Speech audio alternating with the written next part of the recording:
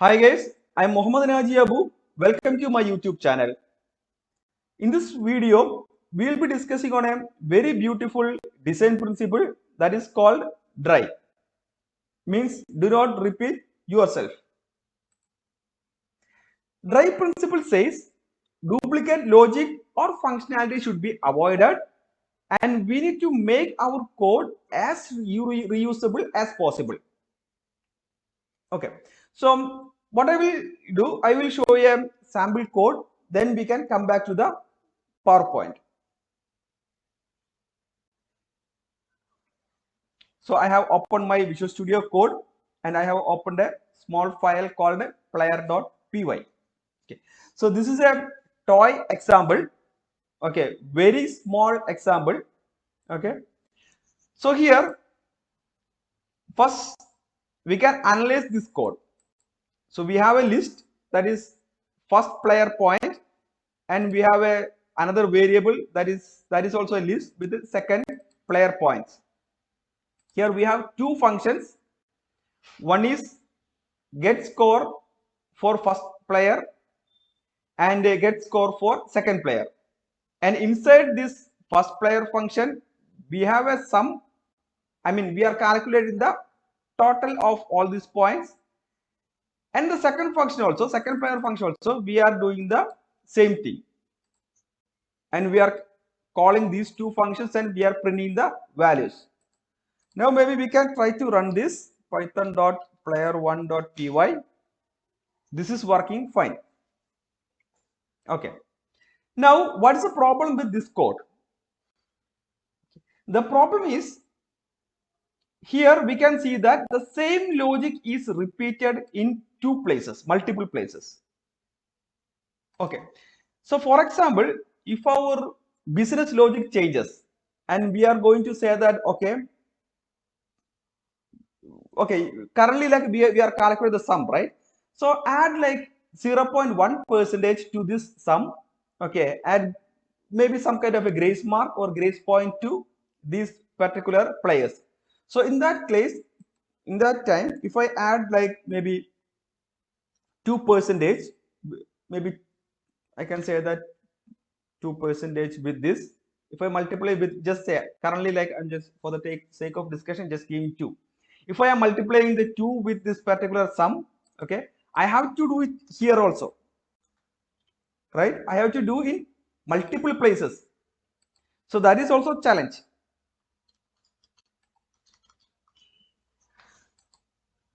So to avoid this, what we can do, let me go to another file, okay.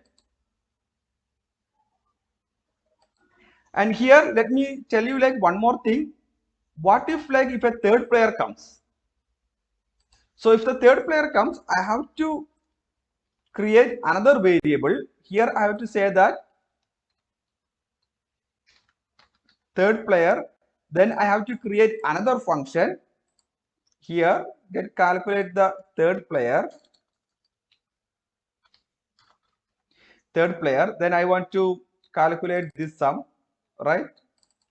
So in this way, the code length will be, the entire code will be duplicated, right? The scalability is a problem here. Now, let me go to that other file. Okay, this is the file. So here, what we did is, we have created a JSON with the player ID. Okay, this is player 1 and this is his points, and this is player 2 and this is his points. And we have written a simple function get score for player, and we are passing the player ID with this. Okay, and using this player ID, we will select any one of these points, I mean any one of this list, then we will calculate the list. Okay, so here you can see that here I am calculating the player 1 sum. So here I am calling this particular function and passing the player ID, and here also I am calculating the player ID. So if it is 1, it will select this array. This function will return this particular array or list, and that will calculate the sum. After that, it will calculate the sum. And see like what happens if the third player comes? When the third player comes, it is very easy. I just need to add his points here. Okay, then call the third sum. This can be called here, pass the value as 3. So this is as simple as. So the advantage is the core logic is intact. Okay, we are not changing the core logic. And maybe if tomorrow our business logic changes, and if I want to multiply that 2 with this sum, then I can change it in only one place. Okay. So this is one scenario, and let me show you like one more scenario. Okay. Consider I have a function. Okay, I have a function calculate x cube y5. Okay, this is a dummy function and which will accept a variable. And what we are doing, we are calculating the power of 3, power of 5 and power of 10. And we are printing it. Even though this looks very simple, we can see that here we are actually repeating the same logic here. Right?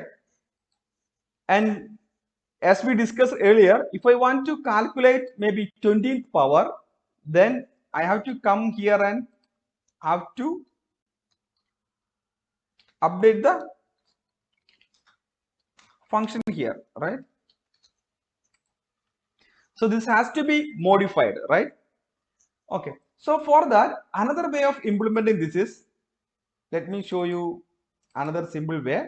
Here I have written a simple calculate function which will accept the x value and the power, and which will return the power value, maybe like cube, or it may be like 10th power, and whatever it may be, it will calculate and it will return it. And here I just need to call that. I have called like power 2 3, so this will give 2 to the power of 3, and calculate power 2 comma 5, this will give me like 2 to the power of 5. And if I want to calculate the 20th power of 20, I just need to calculate then 220, right? So in this way I can easily add more values to the, or more, I can easily expand this particular logic. Okay, so this is, as I mentioned, like this is a what we call a toy example. You guys can go back and check your code and see like your code, the code that you have written is following the right principle. If not, try to change it. Okay, only ensure that it's not breaking the current features or existing features, running features. Okay, so if you are not confident, then please don't do it. Okay, keep the code as it is. Then next time when you try to write, I mean, fresh functionality, then keep all this in mind and try to follow the drive principle. Okay, then going back to the slide. Yep. So advantage of drive principle. So we already discussed the advantages. So let me go through this very quickly. So improve the code quality. So we understood this, right? The code will be like more organized, readable, and easier to maintain. And also like it is very easy to write the unit test also. And faster development. We have seen like in our examples, if I want to calculate the 20th power, it is very easy. I don't need to like copy and paste. Just call the function. That's it. It's done. And it is easier to make changes. Definitely. We also done some experiment, right? If I want to add like 2% with that sum, okay, I can just change only one place. And consistency, yeah, code looks like more consistent. And there are few disadvantages, or yeah, sometimes like it will increase the complexity. Okay, so and like if you try to make it like what we call, we have to spend some time, and the abstraction, if you add like, if you keep our code as like more abstracted, sometimes like it will increase the complexity. Then the second point is, it needs like we have to spend some time upfront. Okay, so we have to think, okay, which all code can be reused. All those things has to be discussed. You may have to discuss with the architect, or you have to discuss with your technical lead, and you have to figure out, okay, what all modules can be reused. So we have to spend a little bit more time there. Okay, so the what is the general principle that we follow is like, keep a balance between this. Okay, so ensure implement dry wherever possible. Okay, so if you feel like, okay, implementing dry, like it may make, in that particular situation it may make our code complex, then you can violate it. Okay, so always take decisions, and you can also discuss with your architect and the technical lead there, then decide, then take appropriate decisions. Fine. So that is all about in this video. Please do like and subscribe. Have a nice day. Bye bye.